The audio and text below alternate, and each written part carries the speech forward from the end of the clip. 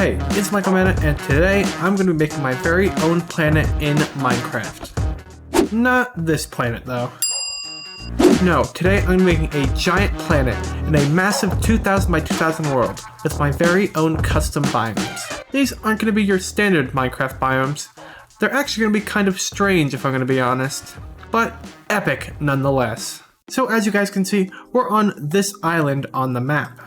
So first, you can see I make this terrain that you can see right here. And despite me using some odd blocks for this biome, this will probably be the closest biome to normality on this planet. But anyways, if we just look over here, bada bing, bada boom, and we have our research facility made. But why make this exactly? Well, as you can see, we have all of these biodomes. So for every biome we make, we'll be putting one inside of a biodome.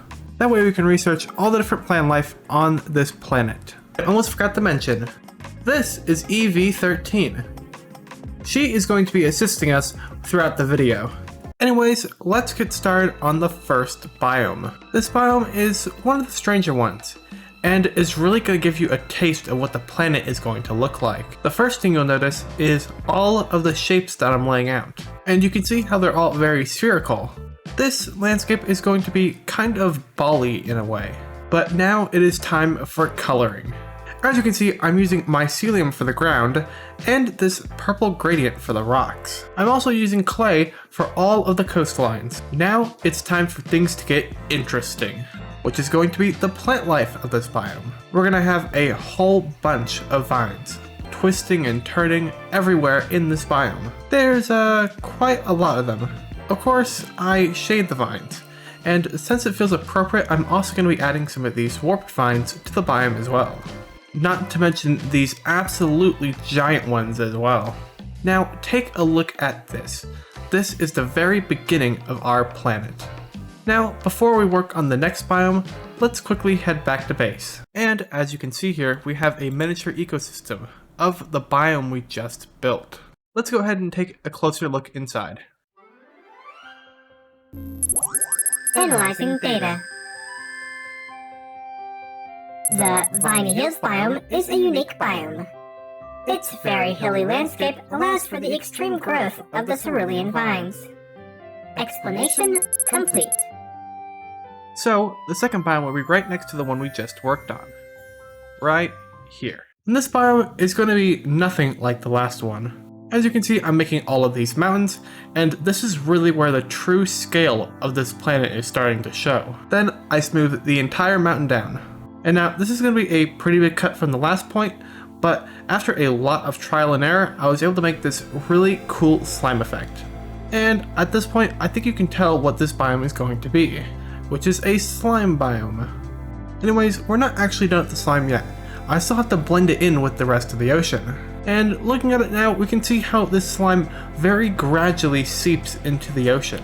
But of course, we have a lot more to do than just slime, like continuing the mountains by texturing them, and even adding some dead coral in the mix, which is actually very important to the lore of this biome. Speaking of lore, one thing about this biome's lore is that there is slime everywhere, even inside the mountains, which is why we're going to be making slime gushing out the sides of the mountains with slime waterfalls. Of course, even with that, this biome is still missing something. That thing being plants, of course, but this toxic slime would actually prevent any sort of life from living here. Which is exactly why even the plants are going to be made out of slime. Everything is slime. So I made a collection of slime trees and I scattered them all across the biome. And in the final touches, I decided to add some dead coral plants as well. And this is our slime biome.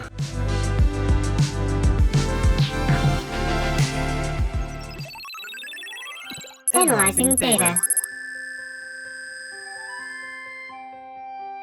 The Slimy Falls biome is covered in slime at every corner, with even the trees being made of slime. This landscape used to be a lush jungle, until this dangerous slime took control of the biome. Explanation complete. Alright, so now we're going to be working on the third and fourth biome. Yep, that's right, we're going to be making these two biomes at the same time. This is because these biomes are going to be similar in one area: mountains. These mountains are going to be all cliff-like and are going to be scattered all across this part of the world. And with a few commands, we're going to be coloring it with some netherrack and mud. But we still have to shade all the mountains. And I just want to say to all the builders out there that netherrack and mangrove wood is a match made in heaven, which is exactly why we're going to be using it in these mountains. And we're also going to be doing some ground texturing. But of course, while working on this, we still have to remember that these are going to be two different biomes. And one of the many ways we're going to be separating and distinguishing them is going to be having this one use dwarf nylium and this one use snow. But of course, this isn't enough to distinguish the two biomes. The main thing that's going to be defining each of these biomes is going to be the plant life. As you can see, they're both very fungus-like, kind of like mushrooms, but still look very different to each other. So I scattered these all across the landscape, and it's really starting to wrap this biome all together. But of course, we can't have just trees. We're going to have plenty of flora on the ground, like dead bush, brown mushroom, and this weird thing. But it does add that last thing that we needed for this biome. And that's this biome complete. Let's head back to base.